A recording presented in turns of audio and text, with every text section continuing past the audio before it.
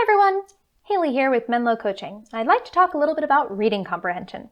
Reading comprehension is possibly one of the most overlooked and underappreciated question structures in all of the GMAT, and it often gets so little love because students will take it for granted.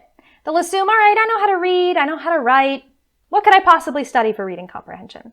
But much like any other question type on the GMAT, reading comprehension is way more strategic than it sounds. And much of that comes down to the fact that we need to kind of retrain ourselves to read with a different emphasis. On a day-to-day basis, we read to pick up and store details. The names, the dates, the locations, the measurements in a recipe, because those details are what are going to be useful to us. They're what we can do something with. But in the context of the GMAT, it's not going to be particularly helpful to internalize those details because they're in front of us. It's an open book test in that regard. We can reference back to the passage when we need to, and we will often need to. So instead, we want to read with an emphasis on why the information has been included and how that builds out into the author's intention as a whole. Because that's going to allow us to more efficiently attack both big picture and detail-driven questions within the confines of the passage. And I want to take a look at one quick passage and two corresponding examples that show what I mean by that. Now, by all means, feel free to pause this video and work through your passage analysis, take a look at this first corresponding question if the passage looks new to you. Here, we're told it can be inferred from the passage that the author considers labor disruptions to be. Well, I want to start by talking about our most convincing wrong answer, which far and beyond is answer option D. Most people who are preparing for the GMAT, who are taking the GMAT, they know a little something about business, or at the very least, they have an interest in business. After all, you're seeking business degrees. So they could probably look at answer option D and go, oh, well, I know that that's true. That's absolutely true in the real world. But we're not going to find direct support that guarantees answer option D within the confines of our passage, and that's our job in reading comprehension. Anytime I've had a student who happens to know a little something about the topic area at hand, well, one, it's generally not an accident, and two, it almost never works to the student's advantage. So we want to make sure that we are answering the question using provable information within the confines of that passage. And we're going to be able to do so with our correct answer, but it's going to be a little subtle, and it's going to require us to branch out a bit from the sentence that seems to include that support. If we look to paragraph 2, we're told that labor disruptions have now virtually disappeared. But let's think about why that information is there. Because earlier in the paragraph, we have a for example. So this is an example of what the beginning of the paragraph is saying. So what is the beginning of the paragraph saying? Well, it's saying that privatization has not only blah, blah, blah, blah, blah, but also raised the performance levels in every area.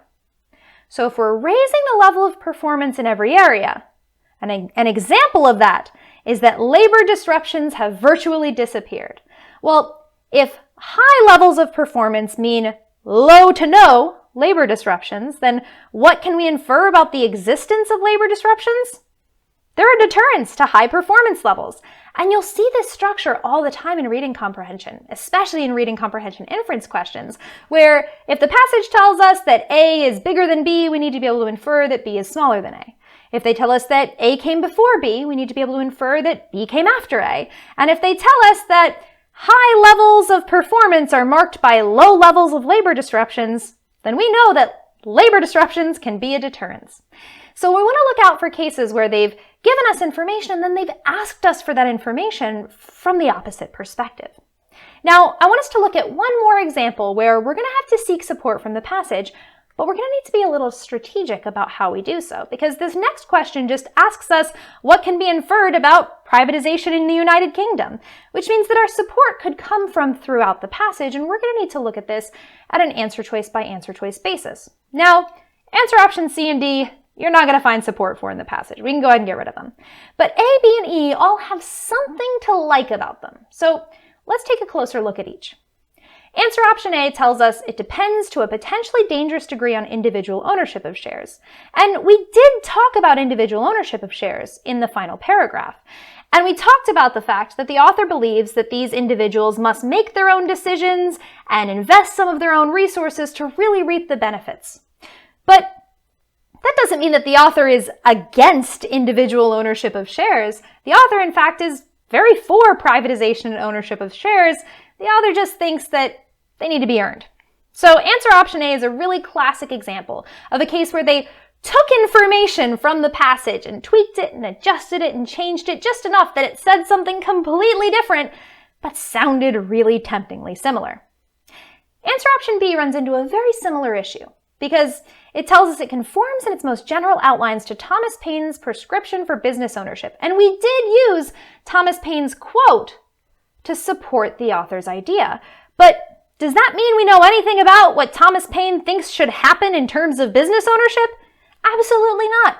We have no idea what the original intention behind that quote was. It could have had nothing to do with business ownership. So this certainly can't be inferred. Now, the correct answer, just like in our last one, is a little more subtle, but it's the only one that can be absolutely guaranteed by the passage.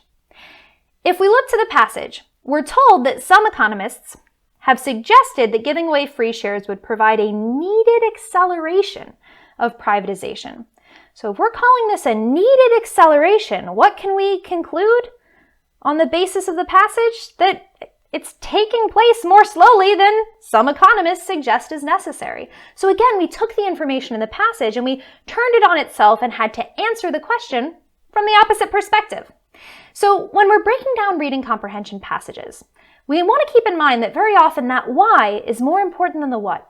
And we need to be reading very carefully to ensure that we're answering questions from within the confines of the passage, that we're answering the question that's been asked, and that we can utilize process of elimination to get rid of the 4 definitively wrong answers along the way.